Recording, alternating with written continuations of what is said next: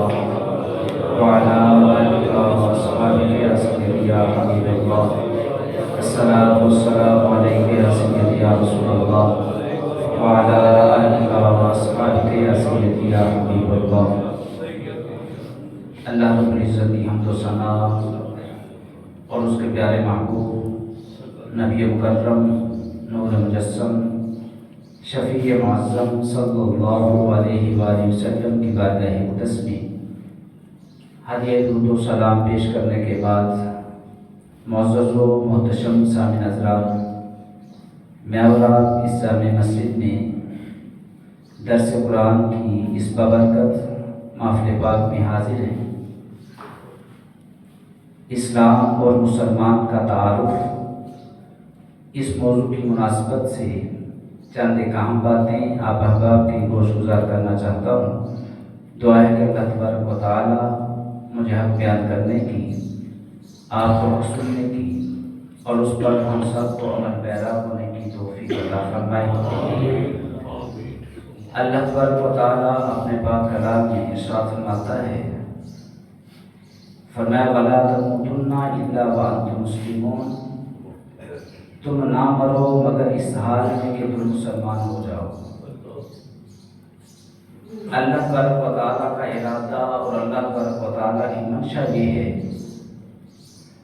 کہ جس نے پڑھا لا الہ الا اللہ محمد رسول اللہ، اس کا خاتمہ بالخیر ہو جائے، اس کا خاتمہ بالایمان ہو جائے، مرتے وقت اسے کلمہ شہادت نصیب ہو جائے۔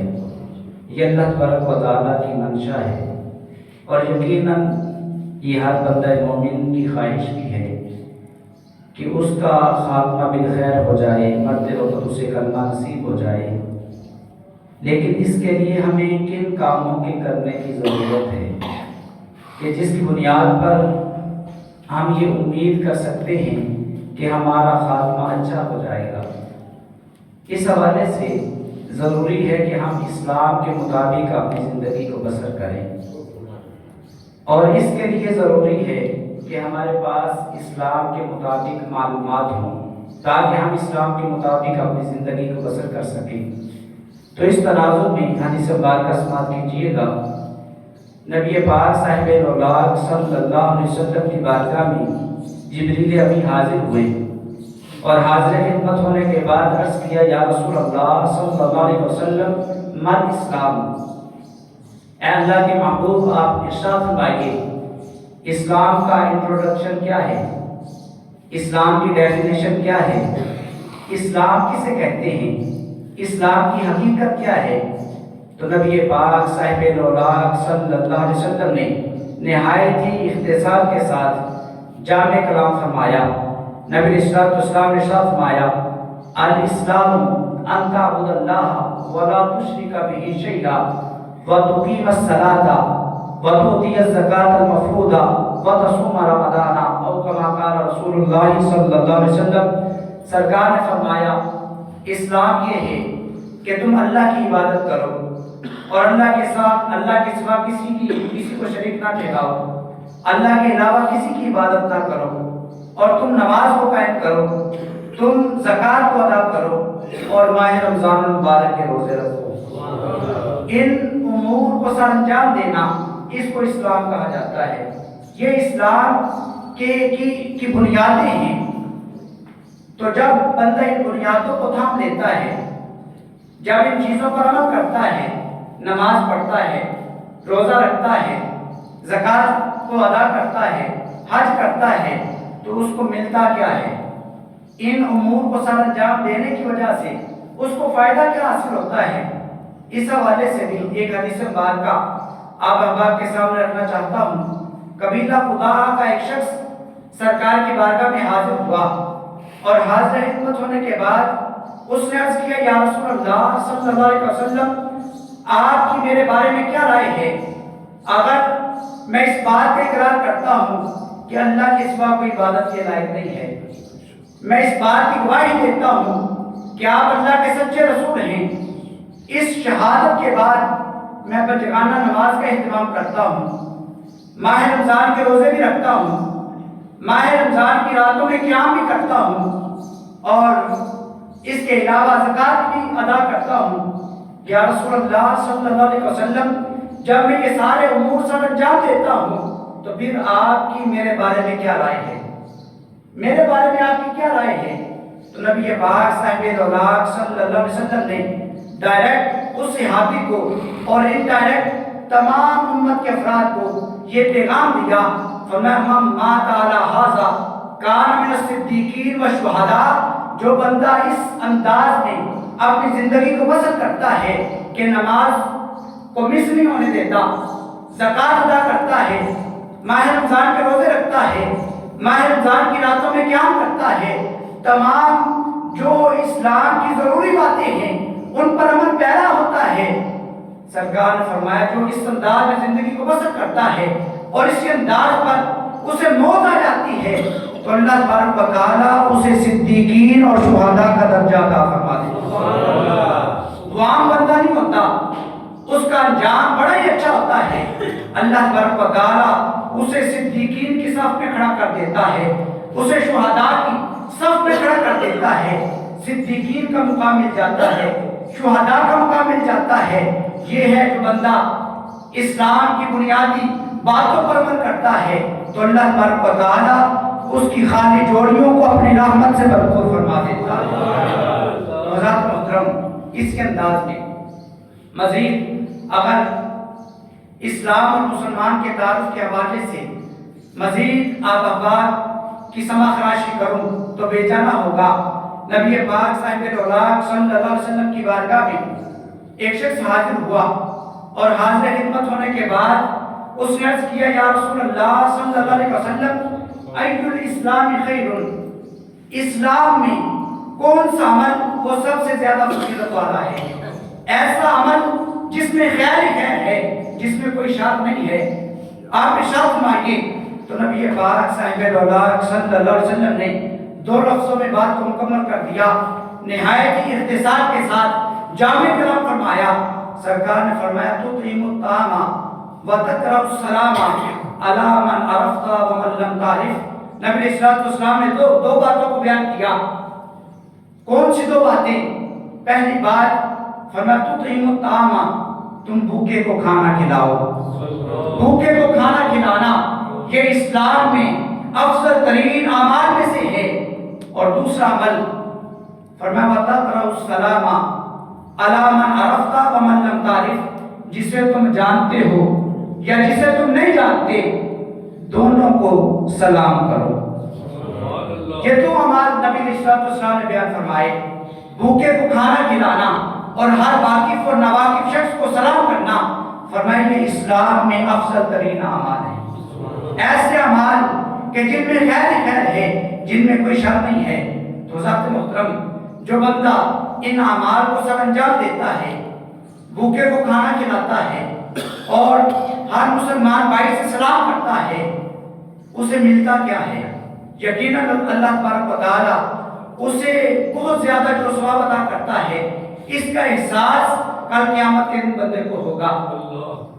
جب اللہ تبارک و تعالیٰ حدیث مبارکہ میں آتا ہے، اللہ تبارک و تعالیٰ ایک بندے سے کلام فرمائے گا اور ارشاد فرمائے گا اے میرے بندے، کل دنیا میں بھوکا تھا، رب العالمین ارشاد فرمائے گا میں بھوکا تھا، تو نے مجھے کھانا نہیں کھلایا۔ بندہ تعجب کا اظہار کرے گا، عرض کرے گا یا الہ العالمین، میں تجھے کھانا کیسے کھلا سکتا تھا؟ تو تو ساری کائنات کو کھانا کھلانے والا، تجھے کھانا کیسے کھلایا جا سکتا تھا؟ اللہ تبارک و تعالیٰ ارشاد فرمائے گا میرا فلاں بندہ بھوکا تھا، اس نے تجھ سے کھانا مانگا، تو نے اسے کھانا نہیں کھلایا۔ اگر تو اسے کھانا کھلا دیتا تو اس کا اجر و ثواب آج میری بارگاہ سے حاصل کر لیتا۔ لہٰذا تو نے دنیا میں اس بندے کو کھانا نہیں کھلایا تھا تو آج میری بارگاہ میں تیرے لیے کوئی اجر و ثواب نہیں ہے۔ اس کے انداز میں اللہ تبارک و تعالیٰ پھر کلام فرمائے گا اے میرے بندے، میں پیاسا تھا، تو نے مجھے پانی نہیں پلایا۔ بندہ پھر تعجب کا اظہار کرے گا، عرض کرے گا یا الہ العالمین، تو اور پیاس یہ کیسے ممکن ہے؟ تو ساری کائنات کو سیراب کرنے والا ہے، یہ کیسے ممکن ہے کہ میں تجھے پانی کیسے پلاتا؟ تو اللہ تبارک و تعالیٰ پھر ارشاد فرمائے گا میرا فلاں بندہ پیاسا تھا، اس نے تجھ سے پانی مانگا، اگر تو اسے پانی پلا دیتا تو آج اس کا جو ثواب میری بارگاہ سے حاصل کر لیتا، لہٰذا تو نے اسے پانی نہیں پلایا تو آج میری بارگاہ میں تیرے لیے کوئی اجر و ثواب نہیں ہے۔ پھر اللہ تبارک و تعالیٰ بندے سے کلام فرمائے گا، ارشاد فرمائے گا اے میرے بندے کل میں بیمار ہوا، تو نے میری بیمار پرسی نہیں کی۔ بندہ پھر تعجب کا اظہار کرے گا یا الہ العالمین تو اور بیمار یہ کیسے ممکن ہے؟ تو ساری کائنات کو شفا دینے والا ہے، تو بڑا بیمار کیسے ہو سکتا ہے؟ تو اللہ تبارک و تعالیٰ ارشاد فرمائے گا میرا فلاں بندہ بیمار ہوا، تو نے اس کی بیمار پرسی نہیں کی، اگر تو اس کی بیمار پرسی کر لیتا، اگر تو اس کی عیادت کر لیتا تو اس کے بعد میری رحمتوں کو پا لیتا، کیونکہ جو بندہ بیمار ہوتا ہے وہ رب کی رحمتوں میں ہوتا ہے، جو بندہ اس کی عیادت کرتا ہے تو رب کی رحمتوں میں سے اس کو بھی حصہ مل جاتا ہے۔ تو لہٰذا میرے اس بیمار بندے کی بیمار پرسی کے لیے نہیں کیا، لہٰذا آج میری بارگاہ میں تیرے لیے کوئی اجر و ثواب نہیں ہے۔ لہٰذا اس حدیث مبارکہ سے پتہ چلتا ہے کہ جو بندہ بھوکے کو کھانا کھلاتا ہے، پیاسے کو پانی پلاتا ہے یا بیمار بندے کی عیادت کرتا ہے، اللہ تبارک و تعالیٰ اس کو ڈھیروں اجر و ثواب عطا فرما دیتا ہے۔ تو ذات محترم اسی انداز میں دوسرا عمل جس کو میرے اور آپ کے پیارے محبوب علیہ السلام نے بیان کیا کہ ہر واقف اور ناواقف شخص سے سلام کرو۔ سلام کرنے کا فائدہ کیا ہوگا؟ سلام کرنے کا فائدہ کیا ہوگا؟ اس حوالے سے ایک حدیث مبارکہ آپ احباب کی سماعتوں کی نظر کرنا چاہتا ہوں۔ نبی پاک صاحب نوراق صلی اللہ علیہ وسلم نے ارشاد فرمایا، فرمایا لا تدخلون الجنۃ حتی تؤمنوا، تم میں سے کوئی بھی بندہ جنت میں داخل نہیں ہو سکتا جب تک کہ وہ صاحب ایمان نہیں ہو جاتا۔ جنت میں جانے کے لیے ایمان کا ہونا ضروری ہے، اور سرکار نے ارشاد فرمایا فرمایا ولا تؤمنوا حتی تحابوا، اور تم اس وقت تک کامل مومن نہیں ہو سکتے جب تک کہ تم آپس میں ایک دوسرے سے محبت نہ کرنے لگ جاؤ۔ اتنی حدیث مبارکہ بیان کرنے کے بعد نبی مکرم نور الجسم شفیع معظم صلی اللہ علیہ وسلم نے ارشاد فرمایا فرمایا الا ادلکم علی شیء اذا فعلتموه تحاببتم، اے میرے صحابہ کیا میں تمہیں ایک ایسا نسخہ نہ بتاؤں، ایک ایسا وظیفہ نہ بتاؤں، اگر تم اس وظیفے پر عمل کرو گے تو تم آپس میں ایک دوسرے سے محبت کرنے لگ جاؤ گے۔ صحابہ نے عرض کیا یا رسول اللہ صلی اللہ علیہ وسلم وہ نسخہ کیا ہے، وہ محبت کا عمل کیا ہے؟ تو نبی پاک صاحب اولاق صلی اللہ علیہ وسلم نے ارشاد فرمایا وہ نسخہ محبت یہ ہے افشوا السلام بینکم، تم آپس میں سلام کو عام کر دو۔ جب تم سلام لینے کو عام کرو گے تو اللہ تبارک و تعالیٰ تمہارے دلوں میں محبت کو پیدا فرما دے گا۔ جب دلوں میں آپس میں محبت پیدا ہو جائے گی تو اللہ تبارک و تعالیٰ تمہارے ناقص ایمان کو کامل ایمان کا درجہ عطا فرما دے گا، تمہیں کامل ایمان نصیب ہو جائے گا، اور جب تمہیں کامل ایمان مل جائے گا تو اللہ تبارک و تعالیٰ تمہیں جنت بھی عطا فرما دے گا۔ تو حضرات محترم اس کے انداز میں یہ اسلام کا تعارف تھا۔ تو جب بندہ اسلام کی سنہری باتوں پر عمل کرتا ہے تو وہ کامل مسلمان بن جاتا ہے، وہ کامل مومن بن جاتا ہے۔ اس حوالے سے حدیث مبارکہ آپ احباب کے سامنے رکھنا چاہتا ہوں۔